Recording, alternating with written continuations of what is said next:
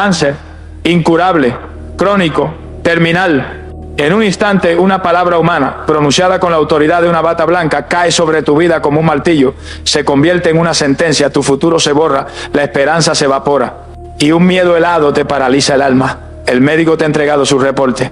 Pero, ¿y si te dijera que ese reporte no es la palabra final? ¿Y si te dijera que solo es el primer testimonio en una batalla legal? Y que tú, como hijo del Dios Altísimo, tienes el derecho de apelar. Y si te dijera que tenemos un reporte superior, un reporte escrito no en papel, sino en la eternidad, firmado con la sangre del Cordero, un reporte que anula el diagnóstico del hombre y que declara que tu sanidad no es una posibilidad futura, sino un hecho consumado en el pasado. En la enseñanza de hoy no vamos a negar la ciencia, vamos a someter la ciencia a la autoridad del creador de la ciencia. No vamos a orar como una víctima pidiendo un favor, vamos a orar como un heredero presentando una apelación ante el juez supremo. Te voy a enseñar a tomar ese mal diagnóstico y a declararlo ilegal, basándote en el fundamento de Isaías 53, por su llaga fuimos curados. Así que, si un doctor te ha dado una sentencia de enfermedad, si tu corazón está paralizado por el miedo, escucha esto. Porque hoy, por el poder de la palabra de Dios, esa sentencia se apela, se anula y se revierte. Comencemos. Amados, no hay un campo de batalla más solitario que el lecho de un enfermo. Cuando el dolor es tu compañero constante y el diagnóstico del médico resuena en tu mente como una sentencia, la batalla física es abrumadora. Pero para el creyente, a esta lucha se le suma una tortura espiritual aún más profunda: la batalla contra la duda. Nos arrodillamos como un cuerpo que duele y un alma agotada, y una pregunta venenosa inyectada por el enemigo de nuestra fe se desliza en nuestro corazón. ¿Realmente quiere Dios sanarme? ¿O es esta enfermedad la cruz que me ha tocado cargar? ¿Está Dios usando este dolor para enseñarme paciencia? ¿O es que simplemente no soy lo suficientemente bueno para recibir un milagro? Hoy, antes de poder desenvainar la espada de nuestra oración, debemos primero demoler esta fortaleza de la duda. Porque la duda es el veneno que paraliza la fe. Es la estática que impide que escuchemos la voz de Dios. Es el agua que apaga el fuego de nuestra autoridad. El enemigo sabe que si puede mantenerte en la incertidumbre sobre la voluntad de Dios, tus oraciones serán débiles, temerosas y sin poder. La oración más ineficaz que existe es la que se eleva desde un corazón dividido, susurrando: Señor, sáname, si es tu voluntad. Hoy vamos a establecer con la autoridad de la palabra de Dios, de una vez y para siempre, que la sanidad no es una posibilidad, no es una lotería espiritual, no es un quizás divino. La sanidad es la voluntad revelada, pagada y consumada de Dios para sus hijos. Primero debemos entender su naturaleza. ¿Quién es nuestro Dios? Cuando el pueblo de Israel estaba en el desierto junto a las aguas amargas de Mara, Dios se le reveló por primera vez como un nombre de pacto sanador. En el libro de Éxodo, capítulo 15, versículo 26, Él declara: porque yo soy Jehová tu sanador. La palabra hebrea es Jehová Rafa. Él no dijo: yo soy Jehová el que a veces sana. Él unió su nombre eterno a su acción sanadora. La sanidad no es solo algo que Él hace, es algo que Él es parte intrínseca de su carácter. Pedirle a Dios que sane es como pedirle al sol que alumbre. Estás pidiendo que actúe de acuerdo a su propia naturaleza. Segundo, si teníamos alguna duda sobre la voluntad del Padre, Él nos la aclaró perfectamente. Él envió a su propio Hijo Jesucristo y la Biblia nos dice que Jesús es la imagen misma de su sustancia. Hebreos capítulo 1, versículo 3. Jesús fue la voluntad del Padre en acción, caminando sobre la tierra. ¿Y cómo lucía esa voluntad en acción? Miremos el ministerio de Jesús. El Evangelio de Mateo, capítulo 4, versículo 23, resume su ministerio. Y recorrió Jesús toda Galilea, sanando toda enfermedad y toda dolencia en el pueblo. ¿Encontraste algún lugar en los evangelios donde un leproso se acercara con fe y Jesús le dijera: no, hijo, tu lepra es para enseñarte humildad? Jamás. Al leproso que le dijo: si quieres puedes limpiarme, Jesús le respondió inmediatamente extendiendo la mano y tocándolo: quiero, sé limpio. Marcos capítulo 1. Su voluntad es quiero. ¿Encontraste algún caso donde Jesús diagnosticara la enfermedad como la cruz que debían cargar? No. En el Evangelio de Lucas capítulo 13, Él sanó a una mujer que llevaba 18 años encorvada. ¿Y cuál fue su diagnóstico? ¿Un problema de columna? No. Él dijo: a esta hija de Abraham, que Satanás había atado 18 años, ¿no se le debía desatar de esta ligadura? Jesús identificó la enfermedad no como la vara de un padre amoroso, sino como una atadura de Satanás. El resumen más claro de la voluntad de Dios en acción nos lo da el apóstol Pedro en el libro de los Hechos, capítulo 10, versículo 38. Escucha este diagnóstico divino: cómo Dios ungió con el Espíritu Santo y con poder a Jesús de Nazaret, y cómo éste anduvo haciendo bienes y sanando a todos oprimidos por el diablo, porque Dios estaba con él. La enfermedad es una opresión del diablo, y Jesús no vino a sanar a algunos, sino a todos los que estaban bajo esa opresión. Su voluntad es la liberación total. La mentira más grande del infierno es que Dios usa la enfermedad para enseñarnos. Es una blasfemia. Es como decir que un padre amoroso le rompería las piernas a su hijo para enseñarle a no correr por la calle. Absurdo. Dios nos enseña con su Espíritu Santo y con su palabra. El diablo es el que usa la enfermedad, porque su agenda, como dijo Jesús en Juan capítulo 10, versículo 10, es una sola: hurtar y matar y destruir. ¿Y qué hace la enfermedad? Hurta tu paz, mata tu cuerpo y destruye tu propósito. La enfermedad está del lado del ladrón, pero Jesús dijo: yo he venido para que tengan vida y para que la tengan en abundancia. La sanidad es parte de la vida abundante. Por lo tanto, la oración que activa tu sanidad no comienza con la duda, comienza con la certeza, comienza con la fe inquebrantable de que el Dios que te creó te ama, que su naturaleza es sanar, que su voluntad fue demostrada por Jesús y que la enfermedad es un invasor ilegal, una obra del enemigo que Él vino a destruir.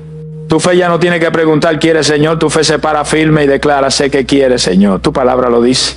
Hemos establecido el fundamento de su voluntad. Ahora debemos construir sobre él, entendiendo el fundamento legal de cómo Él ejecutó esa voluntad por nosotros. Amado, la cruz de nuestro Señor Jesucristo no fue un simple martirio. No fue la muerte trágica de un buen hombre. Fue una transacción legal de proporciones cósmicas. Fue el momento en que el juez justo del universo ejecutó un plan preparado desde antes de la fundación del mundo para reconciliar todas las cosas consigo mismo. En ese madero se estaba llevando a cabo un intercambio divino, y si no entendemos la naturaleza legal de este intercambio, nunca podremos caminar en la plenitud de nuestra herencia. Hemos aceptado con gozo una parte de la transacción, que ese hizo pecado por nosotros. Pero hoy el Espíritu Santo quiere abrir nuestros ojos a la segunda mitad de la factura que Él pagó. Porque en esa cruz Jesús no solo cargó con tu pecado, Él cargó con tu enfermedad. Para entender esto, debemos ir al documento legal más importante del Antiguo Testamento sobre la obra redentora del Mesías, el libro del profeta Isaías en su capítulo 53. Esta es la radiografía del Calvario, escrita cientos de años antes de que ocurriera. Y en los versículos 4 y 5, la pluma inspirada por Dios detalla el alcance de este intercambio. Escucha con reverencia, porque este es el acta de tu liberación. Ciertamente llevó Él nuestras enfermedades y sufrió nuestros dolores, y nosotros le tuvimos por azotado, por herido de Dios y abatido.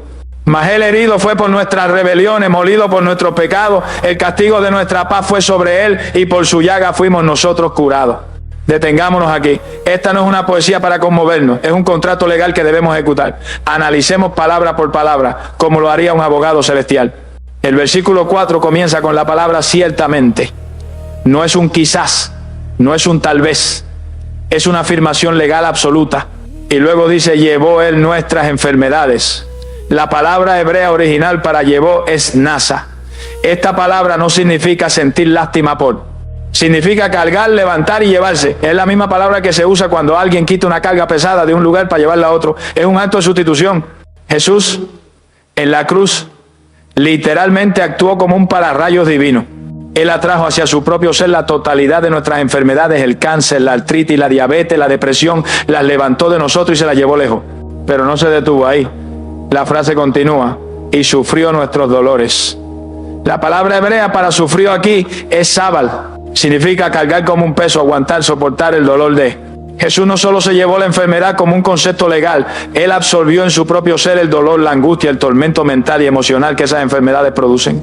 Él sufrió tu dolor para que tú no tuvieras que sufrirlo. Él cargó tu depresión para que tú pudieras caminar en su gozo. Fue un intercambio total y absoluto. Nosotros, que merecíamos la enfermedad y el dolor como paga del pecado, le dimos a Él esa carga. Y Él, que merecía la salud y el gozo perfecto, nos dio a nosotros su justicia. Y el versículo 5 sella la transacción: el castigo de nuestra paz fue sobre Él, y por su llaga fuimos nosotros curados. La palabra llaga o herida se refiere a su cuerpo destrozado, a los latigazos, a la corona de espinas, a los clavos, a la lanza. El precio de nuestra sanidad fue el cuerpo roto de Dios. Cada golpe que Él recibió fue un pago por la sanidad de una parte de nuestro cuerpo. Y fíjate de nuevo en el tiempo del verbo: fuimos curados. Tiempo pasado, hecho, consumado. Ahora bien, algunos en un intento de espiritualizar esta promesa han dicho: pero esto solo se refiere a la sanidad espiritual del pecado. Pero el propio Espíritu Santo, a través de los autores del Evangelio, refuta esa mentira. En el Evangelio de Mateo capítulo 8, después de que Jesús había pasado una tarde sanando físicamente a las multitudes, liberándolas de dolencias y demonios, El versículo 17 nos da la interpretación divina. Dice que Jesús hizo todo esto para que se cumpliese lo dicho por el profeta Isaías cuando dijo: Él mismo tomó nuestras enfermedades y llevó nuestras dolencias. Mateo, bajo la inspiración del Espíritu Santo, toma la profecía de Isaías 53, versículo 4, y la aplica directa e inequívocamente a la sanidad física. No hay debate. La sanidad de tu cuerpo está incluida en el precio de la redención. Esta revelación es el fundamento de nuestra autoridad. Tu sanidad no es una limosna que le pides a un Dios reacio. Es una herencia que reclamas como hijo. Es un derecho legal que fue comprado y pagado en su totalidad. Vivir enfermo, aceptando la enfermedad como la voluntad de Dios, es en cierto sentido un insulto a la obra consumada de Cristo. Es como si le dijera: Señor, gracias por llevarte mis pecados, pero el sufrimiento que pasaste por mis enfermedades fue en vano porque yo he decidido quedármelas. Es una teología que anula el poder de la cruz. La oración que activa esta sanidad no nace de la duda, nace de esta certeza legal. Es la oración de un heredero que camina hacia el banco del cielo, no con un formulario de solicitud de préstamo, sino con el título de propiedad en la mano. Y ese título de propiedad está firmado con la sangre de Jesús y tiene escrita la cláusula: por su llaga tú fuiste curado. Tu fe no crea la sanidad, tu fe se apropia de la sanidad que ya fue creada y pagada. Esta es la base legal. No hay argumento en el infierno que pueda refutar esta verdad. El precio fue pagado, la obra está consumada. Amado, la revelación legal de Isaías 53 es la factura que demuestra que Jesús, nuestro sustituto, cargó con nuestras enfermedades y sufrió nuestros dolores. Es la verdad del gran intercambio. Y esta verdad es tan fundamental que el Espíritu Santo no la dejó solo en el Antiguo Testamento. La tomó y la cementó en el Nuevo Pacto, no como una profecía, sino como un hecho consumado para la iglesia. El apóstol Pedro, escribiendo décadas después de la cruz, bajo la plena inspiración del Espíritu Santo, toma esta verdad de Isaías y la convierte en la piedra angular de nuestra identidad sanada. Y es aquí donde debemos demoler la mentalidad de favor para abrazar la autoridad de la herencia. En la primera carta de Pedro, capítulo 2, versículo 24, él nos da este decreto de emancipación para nuestro cuerpo.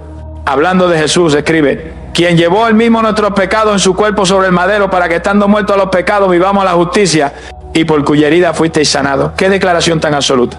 Pedro, escribiéndole a creyentes que sin duda estaban enfermos, que tenían dolores, que enfrentaban plagas, tiene la audacia espiritual de no decirles seréis sanados si oráis lo suficiente. Le declara que fuisteis sanados. Está usando el mismo tiempo pasado legal que Isaías, confirmando que la sanidad no es un evento futuro que esperamos, sino un hecho pasado que reclamamos. ¿Cuál es la diferencia? Un favor depende del estado de ánimo del dador, pero una herencia depende de la validez de un testamento. Y nosotros tenemos un testamento sellado con la sangre de Jesucristo. Y en la cláusula de beneficio de ese testamento, en ese contrato legal, está escrito con la tinta indeleble de su sacrificio: por su herida fuiste sanado. La sanidad, por lo tanto, es parte de tu herencia legal, tan legal como lo es el perdón de tus pecados. ¿Acaso le ruegas a Dios por el perdón de tus pecados? No. Vienes con fe, basado en su promesa, y lo recibes. Sabes que es tuyo porque Cristo pagó por él. ¿Por qué entonces tratamos la sanidad que fue pagada en el mismo sacrificio como si fuera una petición incierta? El Salmo 103, versículo 3, une ambas herencias en un mismo aliento. Él es quien perdona todas tus iniquidades, el que sana todas tus dolencias. Si Él pagó por todas, ambas te pertenecen por derecho. Cuando esta verdad explota en tu espíritu, tu oración deja de ser la súplica de un mendigo para convertirse en la declaración de un heredero. Deja de orar para la victoria, empiezas a orar desde la victoria. Tu postura cambia. Ya no estás en el valle de la enfermedad mirando hacia el cielo pidiendo ayuda. Estás legalmente sentado con Cristo en lugares celestiales, como dice Efesios, mirando hacia abajo a la enfermedad y ordenándole que se vaya de un territorio que ya no le pertenece. Esta mentalidad de herencia es la que enciende la fe que mueve montañas. Mientras ores por sanidad como un favor, tu fe siempre será débil porque dependerá de una voluntad incierta que hará Él. Pero cuando oras por sanidad como una herencia, tu fe se vuelve inquebrantable. ¿Por qué? Porque tu fe ya no está anclada en tus sentimientos, ni en tus síntomas, ni en un resultado incierto. Tu fe está anclada en un documento legal firmado con sangre. Estás parado sobre la roca de una obra consumada. El enemigo de tu alma le tiene pánico a un creyente que entiende esto. Él puede manejar tus súplicas temerosas, pero no tiene defensa contra un hijo del rey que se para firme sobre la herencia que Cristo le compró y le dice: enfermedad, eres un invasor ilegal, estás en una propiedad que no te pertenece. Mi sanidad ya fue comprada y pagada en el Calvario por la herida de Jesús. Yo fui sanado y te ordeno ahora, en el nombre de Jesús, que sueltes mi cuerpo y te vayas. Esa es la oración que hace temblar al infierno. No es arrogancia, es simplemente estar de acuerdo con la ley del reino. La primera carta de Juan, capítulo 5, versículos 14 y 15, nos da esta promesa. Y esta es la confianza que tenemos en Él, que si pedimos alguna cosa conforme a su voluntad, Él nos oye. Y si sabemos que Él nos oye, sabemos que tenemos las peticiones que le hayamos hecho. Y acabamos de probar por la boca de Isaías, de Mateo y de Pedro, que la sanidad es su voluntad. Por lo tanto, podemos pedirla con absoluta confianza, sabiendo que Él nos oye y sabiendo que tenemos la petición. Esta verdad nos libera de la condenación. Si la sanidad es un favor, cuando no la recibimos, concluimos que es porque no somos lo suficientemente buenos, que Dios está enojado. Pero si es una herencia, el enfoque cambia. El problema ya no es la voluntad de Dios, que es inmutable, sino nuestra capacidad para recibir y apropiarnos de lo que ya es nuestro. Nos mueve de la condenación. Dios no quiere la responsabilidad de la fe. ¿Cómo me apropio de esto? Tu sanidad es tu herencia. Está en el testamento. Es tuya. Ahora, si esto es tan legalmente cierto, ¿por qué nuestro cuerpo sigue gritando de dolor? ¿Por qué la evidencia física contradice la verdad legal? ¿Por qué hemos entrado en el campo de batalla más intenso de todo, la guerra de los reportes? En el instante en que recibes un mal diagnóstico, una guerra se declara. No es una guerra de células o de virus, es una guerra de información, una batalla por la jurisdicción de la verdad en tu mente. En este campo de batalla se te presentan dos reportes, dos testimonios que son diametralmente opuestos y ambos exigen tu fe, tu acuerdo. Tu victoria o tu derrota dependerá enteramente de una sola decisión. ¿A cuál de los dos reportes le vas a creer? El primer reporte es el reporte de los sentidos. Este reporte es poderoso, es tangible, es científico, es el resultado del laboratorio, la imagen en la resonancia magnética, la estadística del especialista. Y no podemos ser ingenuos. Este reporte es un hecho. El dolor que sientes es un hecho. El tumor que se ve en la placa es un hecho. La debilidad en tu cuerpo es un hecho.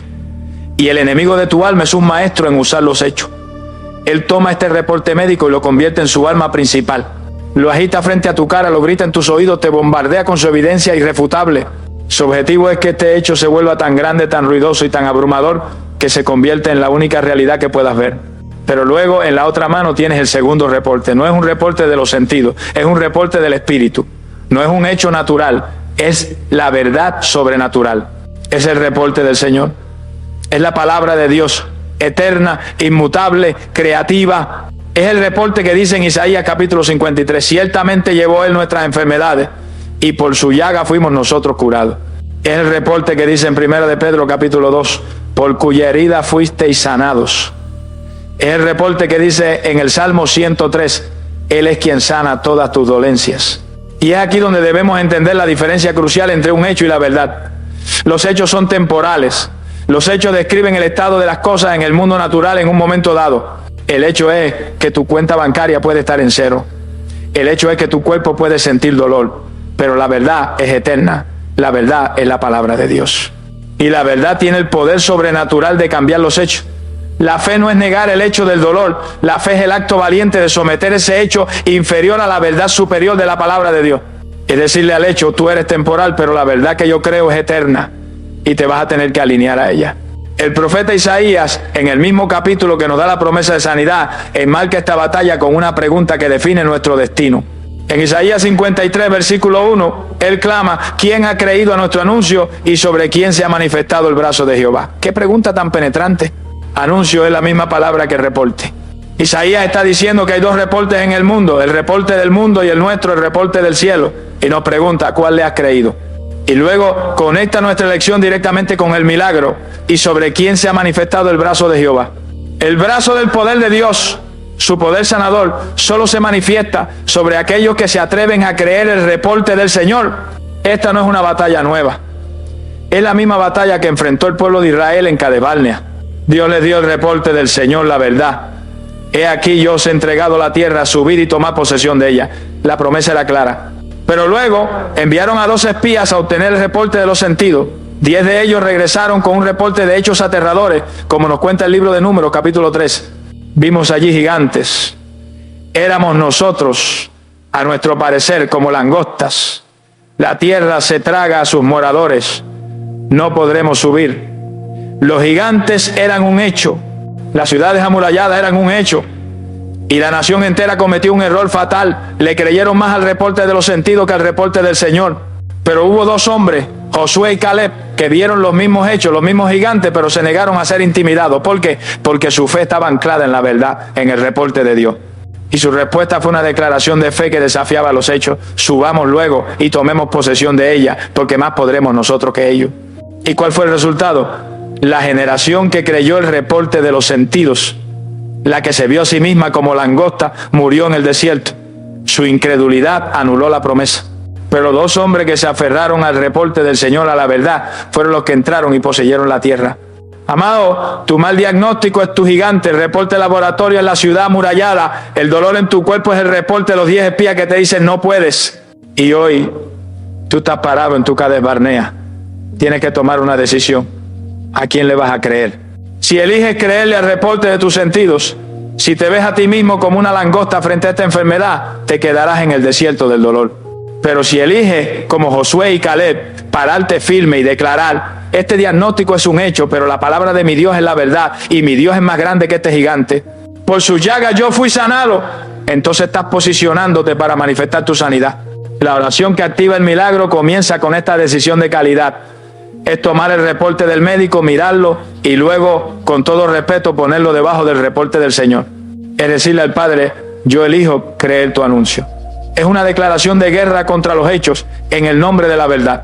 La fe es el canal legal por el cual fluye el poder de Dios. Es la mano extendida que recibe la herencia que ya no fue comprada.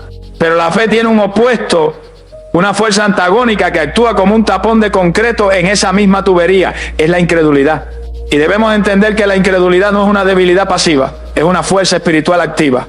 Es una decisión del corazón, a menudo inconsciente, de honrar más la evidencia de nuestro sentido que la autoridad de la palabra de Dios.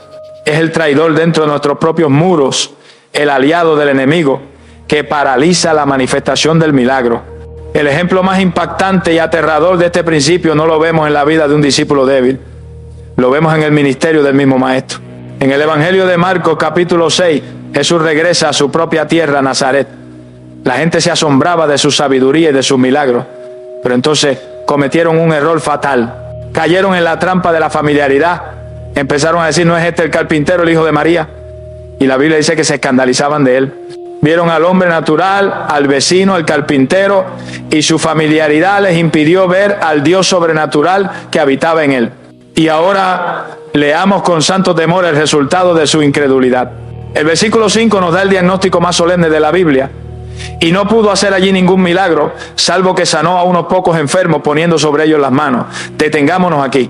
Esta es una de las frases más impactantes de toda la Escritura. No dice que Jesús no quiso, dice que no pudo. ¿Cómo es posible que el Hijo de Dios, el Creador del universo, aquel que tiene todo el poder, se vea limitado? ¿Lo limitó el diablo? ¿Lo limitó una fuerza demoníaca? No. Lo que ató las manos del sanador fue la atmósfera espiritual tóxica creada por la incredulidad de ellos. La incredulidad no anula el poder de Dios. Él sigue siendo todopoderoso. Pero sí bloquea su manifestación en nuestra vida. Dios es un Dios de pactos. Él requiere fe, nuestro acuerdo, como el canal para desatar su poder. La incredulidad es el acto de cerrar el canal. Es un no rotundo a la promesa de Dios. Y Jesús mismo, nos dice el versículo 6, estaba asombrado de la incredulidad de ellos. Amado, tu mente y tu corazón pueden convertirse en tu propio Nazaret. Has escuchado la promesa, por su llaga fuiste sanado. Es la verdad. Pero entonces tu propia familiaridad con tu enfermedad comienza a hablar. ¿Sanado? ¿Tú?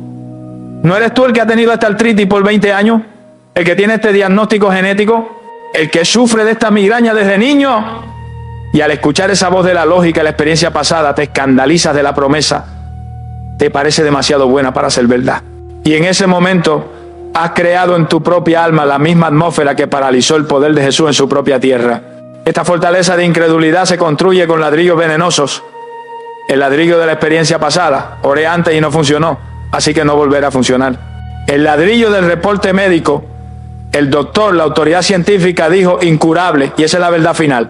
El ladrillo del orgullo intelectual. Los milagros no son lógicos. Y el ladrillo más poderoso de todo, el de los sentidos. Pero es que me sigue doliendo.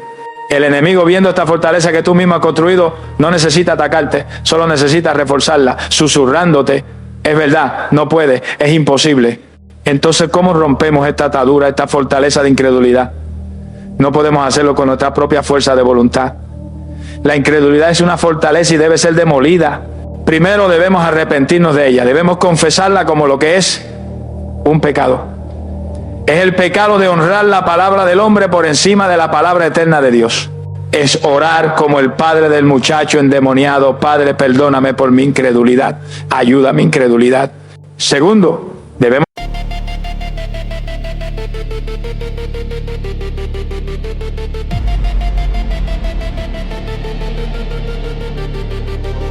You came like summer through my veins,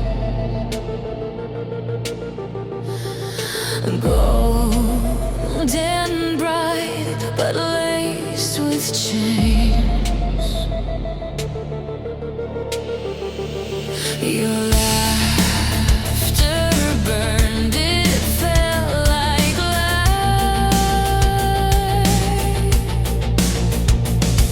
But love was venom in disguise. declarar una guerra de saturación de la palabra. La fe no es un sentimiento místico, es un resultado y tiene una sola fuente. Romanos capítulo 10, versículo 17 nos da la fórmula divina. Así que la fe es por el oír y el oír por la palabra de Dios. Si tu fe es débil, es porque tu dieta de la palabra es débil. Si quieres demoler tu fortaleza de incredulidad sobre la sanidad, debes declarar un estado de emergencia espiritual. Debes apagar el ruido del mundo y saturar tus oídos, tus ojos y tu boca con las promesas de sanidad. Tienes que leer Isaías 53 y Primera de Pedro 2, 24 en voz alta 10, 20, 50 veces al día, hasta que esa verdad se vuelva más ruidosa que tu síntoma. Esta confesión verbal es la que lleva cautivo el pensamiento de duda y lo somete a la obediencia de Cristo. Estás demoliendo la fortaleza con la artillería de la palabra. Este es el primer bloqueo interno, la guerra por nuestra mente. Pero hay un segundo bloqueo, uno que no reside en la mente, sino en el corazón, que también puede anular nuestro milagro. Amado, la fortaleza de la incredulidad es el bloqueo de la mente que repele el milagro. Pero hay otra fortaleza, a menudo más oculta y más letal, que no reside en nuestra lógica, sino en nuestro corazón. Es una infección del alma que tiene el poder de anular nuestra fe y de envenenar nuestro cuerpo desde adentro. Es el segundo bloqueo interno, el veneno de la amargura y la falta de perdón. Podemos tener una fe mental que mueve montaña, pero si nuestro corazón está encadenado a una ofensa pasada, esa cadena actuará como un ancla que impide que nuestro barco de sanidad salpe.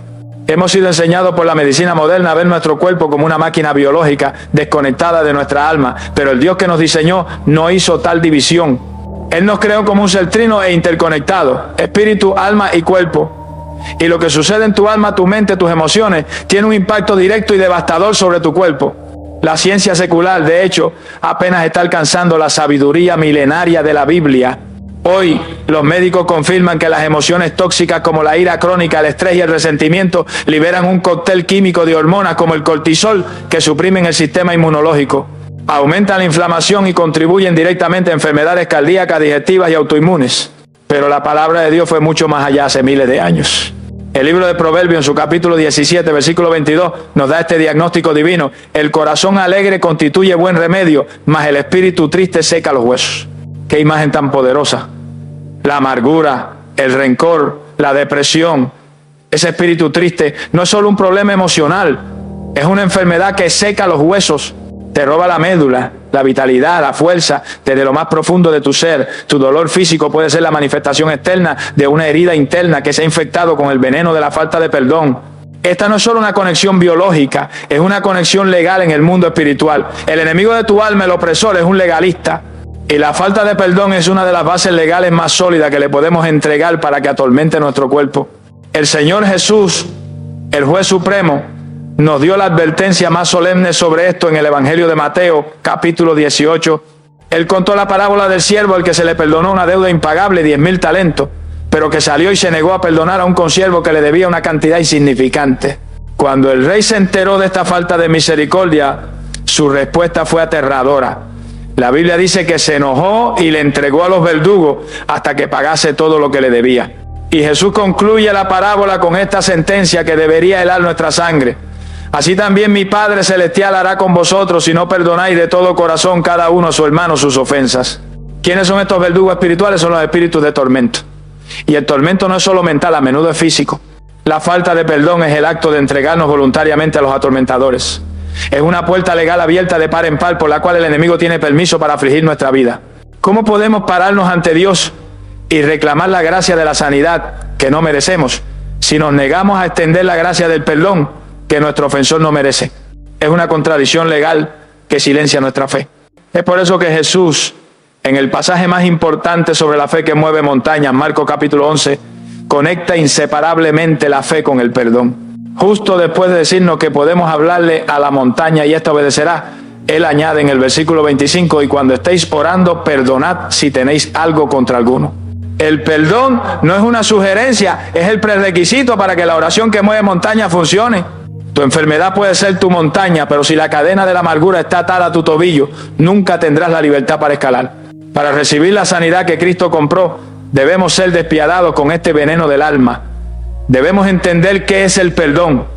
Perdonar no es un sentimiento. Si esperas a sentir ganas de perdonar, morirás enfermo y amargado. El perdón es una decisión de tu voluntad, un acto de obediencia a Dios a pesar de tus sentimientos. Perdonar no es olvidar. La memoria es un hecho, pero el perdón le quita el poder venenoso al recuerdo.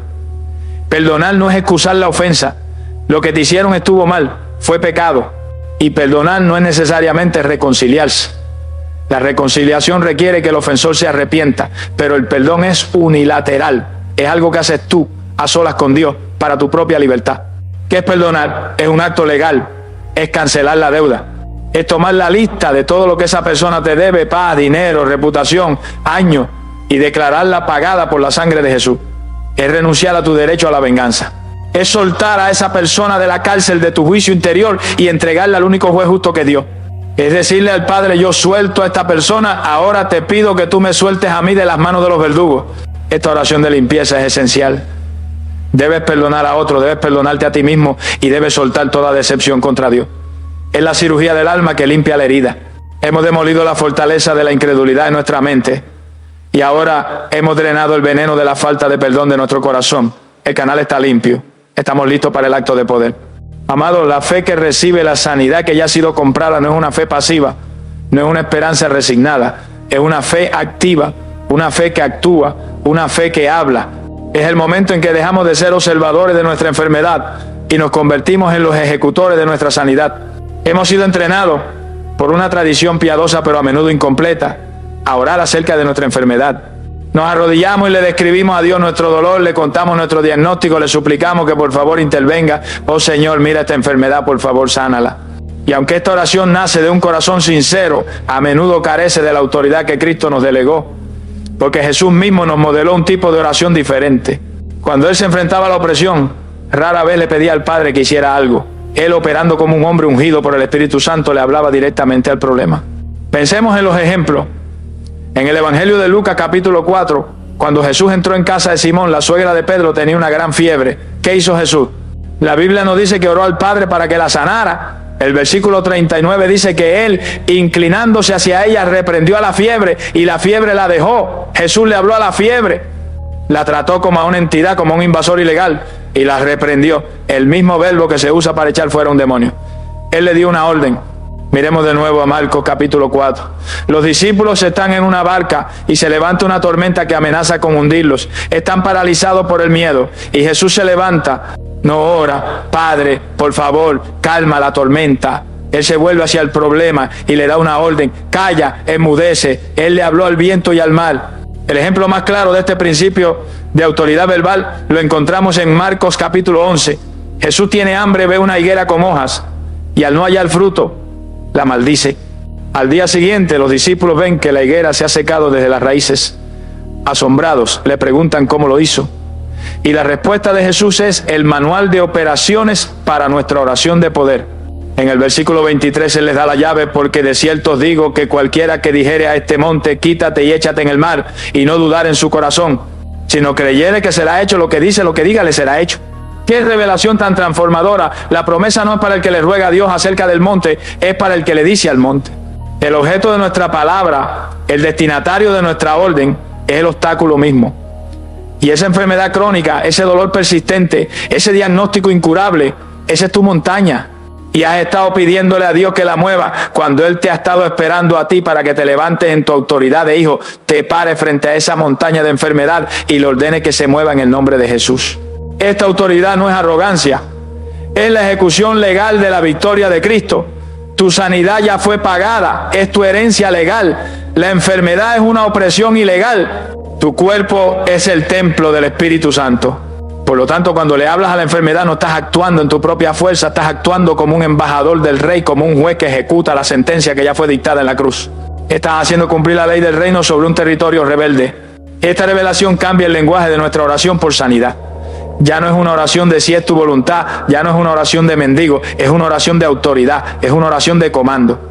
Cuando pones tu mano sobre la parte afectada, estás estableciendo un punto de contacto, y en ese punto de contacto deja de hablarle a Dios sobre el problema y empiezas a hablarle al problema en el nombre de Jesús.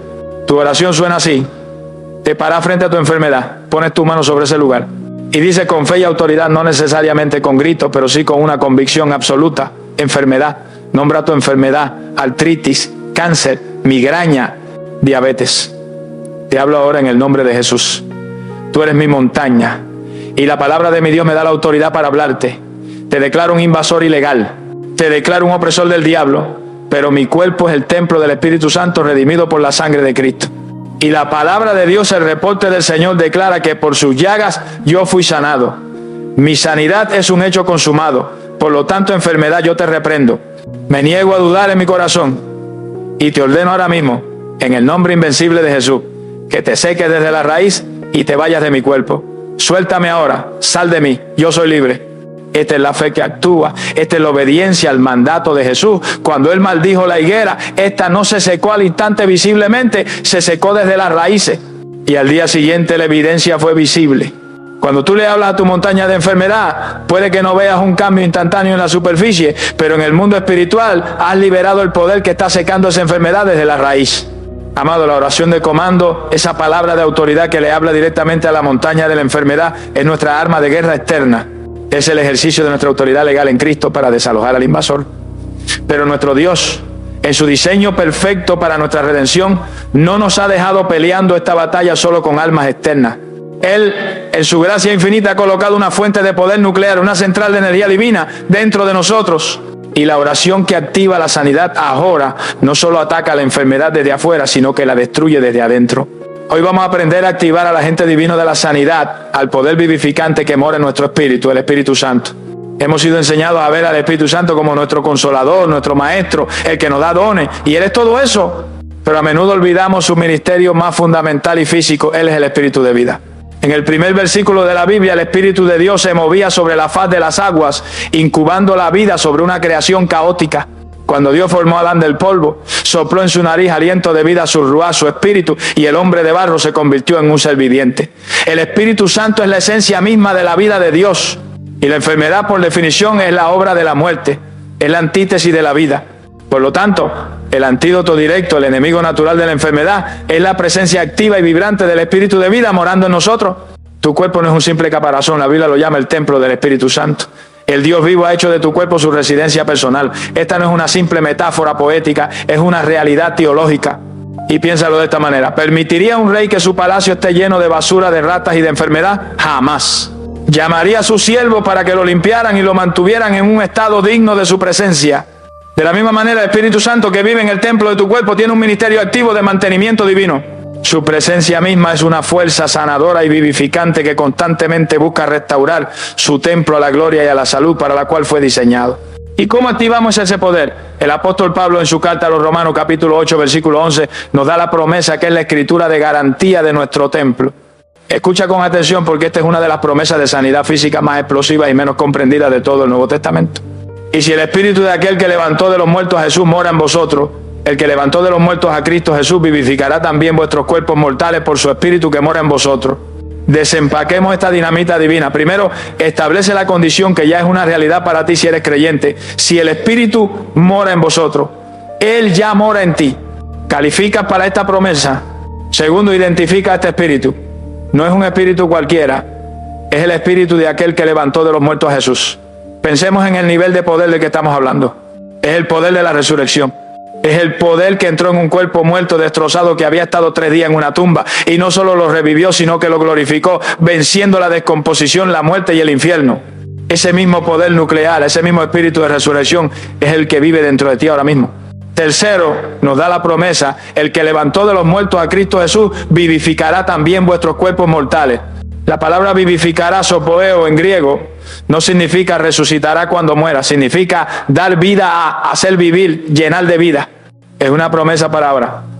¿Y sobre qué opera? Sobre nuestros cuerpos mortales, no sobre nuestro espíritu que ya es vivo, ni sobre nuestro cuerpo glorificado futuro. Sobre este cuerpo de carne y hueso que se enferma, que le duele, que envejece. ¿Y cuál es el canal? Por su espíritu que mora en vosotros. El Espíritu Santo es el agente divino que toma el poder de la resurrección de Cristo y lo aplica directamente a tu hígado enfermo, a tu columna desviada, a tus células cancerosas, a tus pulmones débiles. Él es el río de vida que fluye desde tu espíritu redimido para sanar tu alma y tu cuerpo mortal. Esta revelación cambia nuestra oración. Ya no estamos solo orando a un Dios lejano en el cielo. Estamos aprendiendo a cooperar con el Dios que vive dentro de nosotros.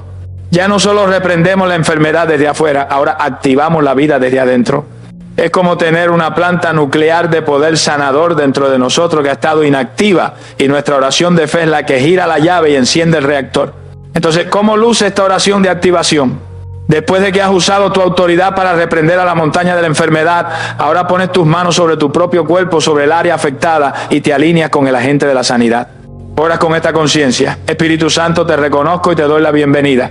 Tú moras en mí, mi cuerpo es tu templo. Te doy gracias porque tú eres el espíritu de resurrección. Y me paro ahora sobre la promesa de Romanos 8, versículo 11. Padre, tú que levantaste a Jesús de los muertos, te pido que ahora vivifiques mi cuerpo mortal por este mismo espíritu que mora en mí. Espíritu Santo, fluye. Fluye como un río de vida desde mi espíritu hasta cada célula de mi cuerpo. Donde hay muerte, trae vida. Donde hay enfermedad, trae sanidad. Donde hay debilidad, trae tu fuerza de resurrección. Te doy permiso para que invadas mi nombre al órgano área con tu gloria. Vivifica este cuerpo ahora para la gloria de Dios Padre. Este es el acto de activar el poder residente. Es la fe que coopera con el huésped divino. Hemos limpiado los canales de nuestra fe. Hemos cortado las ataduras de nuestra alma. Hemos ejercido nuestra autoridad externa. Y ahora hemos encendido el motor de la vida interna. La obra legal y espiritual está completa. Amado, la oración de fe ha sido hecha. La obra en el espíritu está consumada. Tu herencia legal, comprada por la sangre de Cristo, ha sido reclamada. Pero todo guerrero experimentado sabe que una victoria ganada debe ser mantenida. En el momento en que dices amén, a menudo no es el final de la guerra, es el comienzo de la contraofensiva del enemigo. Y la batalla más feroz que librarás no es para obtener tu sanidad, sino para defenderla. El último y más crucial principio de esta enseñanza es aprender a caminar en tu milagro y a mantener tu sanidad por la fe, resistiendo el contraataque de los síntomas. El enemigo es un mal perdedor. Sabe que ha sido derrotado legalmente por la sangre de Cristo y por tu oración de fe. Ha perdido su base legal. Pero tiene una última trampa. Su mentira más astuta: el contraataque de los síntomas. Horas o días después de tu oración, ese mismo dolor puede intentar regresar. Un nuevo síntoma puede aparecer. El reporte del médico puede seguir siendo negativo. Y en ese instante el diablo, el padre de toda mentira, te susurrará al oído: ve, no funcionó. Fue solo emoción. Sigues enfermo. Dios no te escuchó. Y si tú muerdes ese anzuelo, si te pones de acuerdo con la evidencia de tu síntoma en lugar de con la verdad de la palabra, acabas de renunciar voluntariamente al milagro que ya era tuyo. Es aquí donde la fe pasiva debe convertirse en fe militante. El apóstol Pablo le dijo a Timoteo que peleara la buena batalla de la fe. ¿Y cuál es esa batalla? Es la lucha que ocurre entre lo que la palabra de Dios dice y lo que tus sentidos físicos te muestran. Es la batalla de los dos reportes.